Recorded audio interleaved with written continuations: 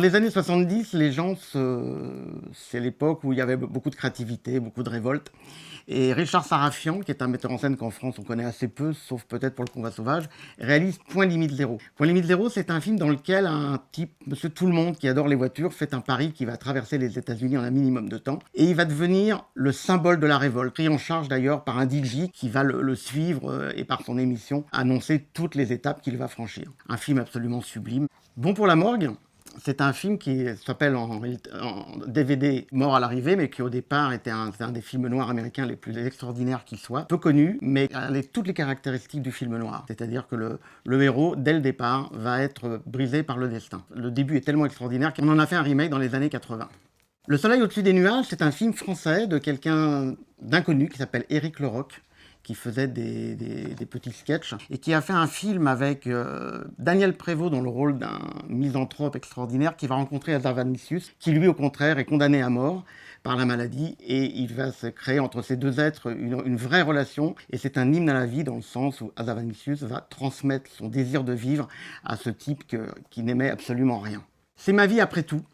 Un film alors complètement méconnu de John Badham, dans lequel Richard Dreyfuss, sculpteur de son métier, va devenir un légume et entrer à l'hôpital. John Cassavetes va tout faire pour le soigner, ce que lui va refuser. Le film est drôle, c'est un film absolument dramatique, mais d'une drôlerie sans nom. Pendant tout le film, on rigole, alors que le sujet est très fort, et notamment, c'est sur l'euthanasie et la façon de pratiquer l'euthanasie aux États-Unis. Red Rock West et le deuxième film de John Dahl avec Nicolas Cage, c'est un film noir, un vrai polar très moite, qui encore une fois a toutes les caractéristiques du film noir, sauf que là il se passe dans les années 80. Et John Dahl, qui avait fait précédemment Kill Me Again, un autre film dans le même genre, réussit un vrai film noir avec toutes les caractéristiques de ce que demande ce cinéma-là. Un film typiquement américain, mais extraordinaire dans le suspense. Les Proies, c'est un film de Donald Siegel, qui vient d'être fait par Sofia Coppola, et peu connu parce que dans ce film, Clint Eastwood casse son rôle de grand mec séducteur, et là il se retrouve confronté à des mantes religieuses qui vont véritablement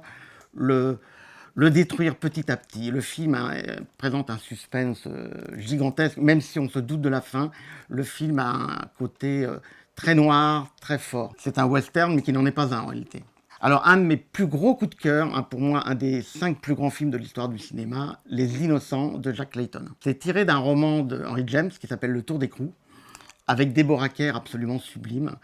C'est un film qui peut être pris à plusieurs niveaux de lecture, à savoir, c'est elle qui raconte une histoire où elle garde des enfants, elle est nurse au 19e siècle dans un manoir. Est-elle folle et pense-t-elle que les deux enfants qu'elle garde sont habités par des fantômes? Un film sublime avec une image extraordinaire qui a été filmée par Freddy Francis, un des plus grands chefs opérateurs, et un film absolument génial. Dans le même genre mais un peu différent, L'Enfant Miroir, qui est un film assez peu connu, de Philip Ridley, qui avait fait Darkly Noon par la suite. Encore une histoire d'enfant qui fantasme tellement effrayé, qu'il va détruire sa famille. C'est pareil, c'est un des premiers rôles de Viggo Mortensen, et c'est un film assez extraordinaire, complètement méconnu. Je suis vivant, alors là c'est un film italien des années 70, qui est très difficile à voir. C'est réalisé par un metteur en scène qui s'appelle Aldo Lado, qui a réalisé 3 films sublimes, mais complètement inconnus, et notamment en France. Je suis vivant est catalogué de giallo, alors qu'en fait il n'en est pas un, puisque c'est un film qui a une fin fantastique, et c'est un film contre les sectes, le monde tribal,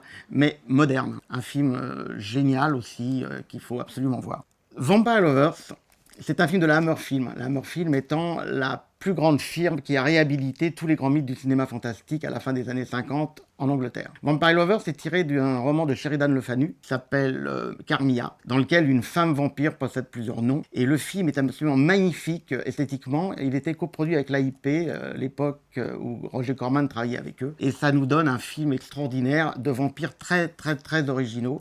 Et le film est magnifique. En neuf, il y a 7500 références. Et en occasion, il y en a 3000. Chez moi, Ouais. 19 000. 19 000. Ouais. 4 films par jour et le week-end un peu plus. Ah oui, oui, non, mais je suis un malade, hein, c'est une addiction. It's a wrap.